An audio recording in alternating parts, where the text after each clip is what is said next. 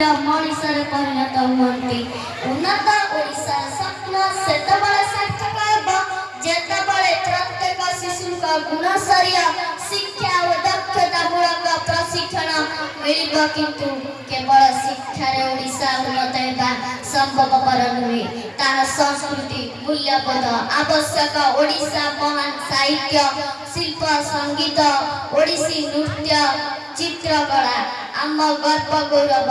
ତେଣୁ ଶିକ୍ଷା ସଂସ୍କୃତି ଏହି ଦୁଇଟି ଓଡ଼ିଶା ଦୁଇ ଚକ୍ଷୁ ବିନା ଯେପରି ଦୃଷ୍ଟି ଅପଷ୍ଟ ଶିକ୍ଷା ବିନା ସଂସ୍କୃତି, ସଂସ୍କୃତି ବିନା ସମ୍ପୂର୍ଣ୍ଣ।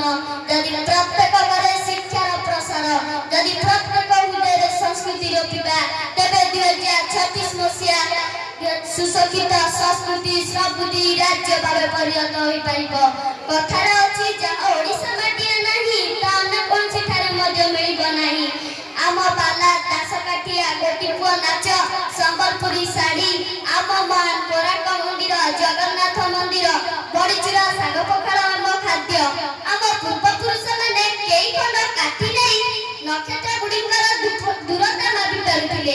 ଏହି ହେଉଛି ଆମ ଶିକ୍ଷା ସଂସ୍କୃତି ଯାହା ସାରା ବିଶ୍ୱକୁ ଚକିତ କରି ଆସୁଛି। ସାମୂହିକ ଜୀବନର ନୈତିକତା ଆଦର୍ଶ ଆଚାର ବିଚାର ଦେବାଦେବୀ ଯାନିଯାତ୍ରା ପର୍ବପର୍ବାଣୀ କଳା ସ୍ଥାପତ୍ୟ ଖାଦ୍ୟ ଆଦି ଆମ ସଂସ୍କୃତିର ପରିଚୟ ବା ଓଡ଼ିଶାର ଶିକ୍ଷା ସଂସ୍କୃତି। ଏହି ପୂର୍ବ ପୁରୁଷଙ୍କ ଉତ୍ତରଦାୟିତ୍ୱ ହିସାବରେ ଆମେ ଆଜି ମଞ୍ଚରେ ପଣ କରିବା ଆମ ଓଡ଼ିଶାକୁ